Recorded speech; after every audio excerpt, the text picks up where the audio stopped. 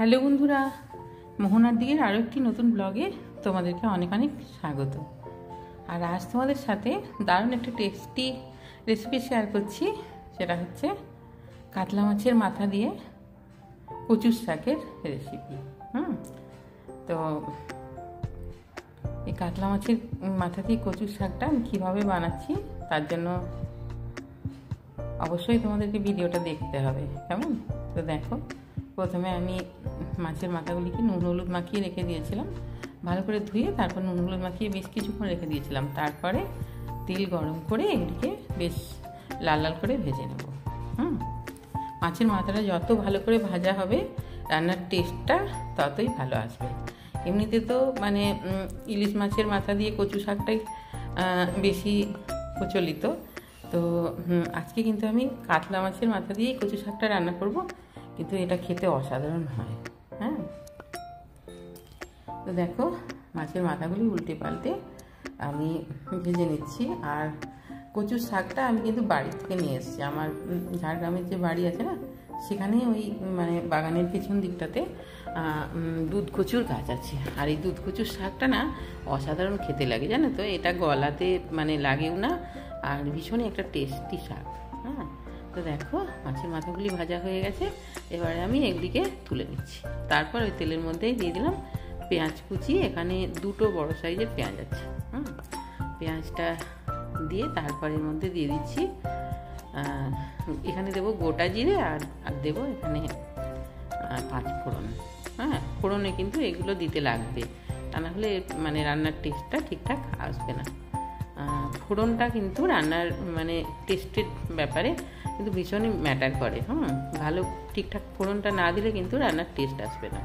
তারপর দেখো, দিয়ে দিলাম হলুদ গুঁড়োটা। হলুদ গুঁড়োটা একটু ভাজা ভাজা হবে পেঁয়াজের সাথে, তো একটুক্ষণ ভেজে নিয়ে তারপর এখানে মশলাটা দেব।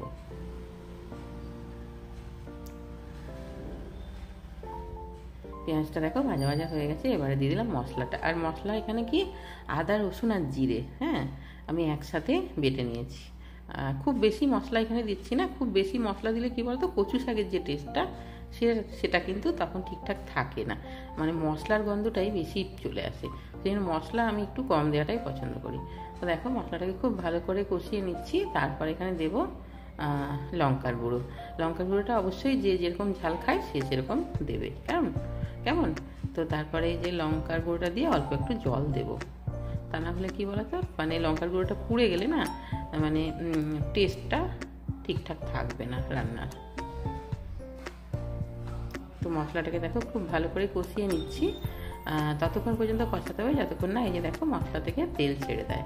মশলা থেকে তেল ছেড়ে দিয়েছে। এবারে আমি কচু শাকটা দিয়ে দেবো। আর কচু শাকটাকে এখানে কেটে সেদ্ধ করে জল ঝরিয়ে রেখে দিয়েছিলাম। আর এটা আগে থেকে যদি ফ্রিজে রেখে দেওয়া হয় না, তাহলে কিন্তু খুব ভালো, মানে বেশ তাড়াতাড়ি রান্নাটা হয়ে যায় সকালের দিকে, জানো তো। তো এটা আমি ফ্রিজে তুলে রেখে দিয়েছিলাম। তো তারপরে দেখো খুব ভালো করে এটাকে মশলার সাথে কষিয়ে নিচ্ছি। মশলার সাথে খুব ভালো করে এটাকে কষিয়ে নিতে হবে। তারপরে বেশ কিছুক্ষণ কষিয়ে নিলে কি হবে, মানে কচু শাকটা সেদ্ধ করার সময় আমি নুন দিয়ে সেদ্ধ করেছিলাম, তবে পুরোটা কিন্তু সেদ্ধ করিনি, আমি 75% সেদ্ধ করেছিলাম। আর বাকি সেদ্ধটা কিন্তু এই রান্নার সাথেই হবে। তারপরে দেখো এখানে জল দিয়ে দিচ্ছি।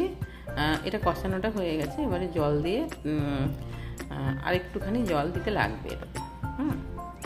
আর যাতে কচু শাকটা একদম পুরোপুরি সেদ্ধ হয়ে যায়। আর এটা যে মাছের মাথা দিয়ে রান্না করছি না, মাছের মাথাটাও যাতে সফট হয়, সেই জন্য আর একটুখানি জল দিলাম।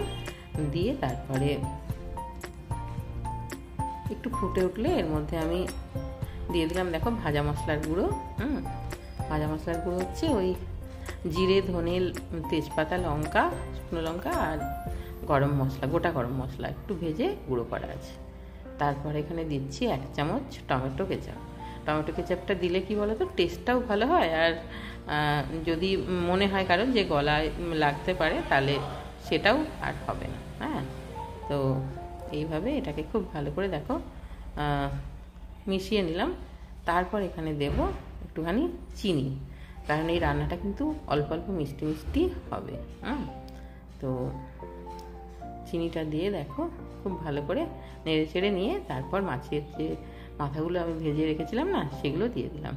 আর যেহেতু এটা কাতলা মাছের মাথা, সেই জন্য কী বলতো এখানে টেস্টটা অনেকটাই বেশি হয়। আর রুই মাছের চেয়ে কাতলা মাছের টেস্টটা তো একটু বেশিই হয়, তো রুই মাছের মাথা দিয়েও হবে, কোনো অসুবিধা নেই। হ্যাঁ, তো তারপরে দেখো আমি একটুক্ষণ ঢাকা দিয়ে দেবো। 3 মিনিট মতো আমি এটাকে লো আঁচে কিন্তু রান্না করে নিয়েছি। তাহলে কি হবে, কচুর শাকটাও পুরোপুরি সেদ্ধ হয়ে যাবে আর মাছের মাথাটাও এখানে সফট হয়ে যাবে। হ্যাঁ, তো তাহলে এই যে দেখো, এবারে মাছের মাথাটাকে আমি কী করছি, ভেঙে দিচ্ছি খুন্তিতে করে একটু চেপে চেপে ভেঙে দিলেই হবে, কারণ মাছের মাথাটা কিন্তু এখানে সফট হয়ে গেছে। তারপর এখানে দিয়ে দিলাম নুন কিন্তু আমি রান্নাটাতে এখনও পর্যন্ত দিইনি। নুনটা ওই কচু শাকটা যখন সেদ্ধ করেছিলাম না, তখনই দিয়েছিলাম নুনটা। দিয়ে তারপরে দেখো খুব ভালো করে এটাকে মিশিয়ে নিচ্ছি। আর রান্নাটা কিন্তু কোনো ঝোল হবে না, এটা একদম শুকনো শুকনো হবে। তারপরে দিয়ে দিলাম কাঁচা লঙ্কা কুচি। কাঁচা লঙ্কা কুচিটা দিলে এখানে কাঁচা লঙ্কার যে ফ্লেভারটা না, সেটা খুব মানে ভালো হয় রান্নাটাতে। তো তারপরে দেখো এটাকে নেড়ে চেড়ে একদম শুকনো করে নেবো, এটা একদম গামাখা হবে। আর খেতে তো এটা মানে অসাধারণ হয়। যারা খাওনি তারা কিন্তু একবার এইভাবে দুধ কচু দিয়ে কাতলা মাছের মাথা রান্না করে একবার দেখো। হ্যাঁ, সবসময় যে ইলিশ মাছের মাথা চাই সেটা কিন্তু নয়, রুই কাতলা সব সমস্ত মাছের মাথা দিয়েই কিন্তু এই রান্নাটা হবে। তো দেখো এটাকে নেড়ে চেড়ে খুব ভালো করে একদম শুকনো শুকনো করে নিতে হবে।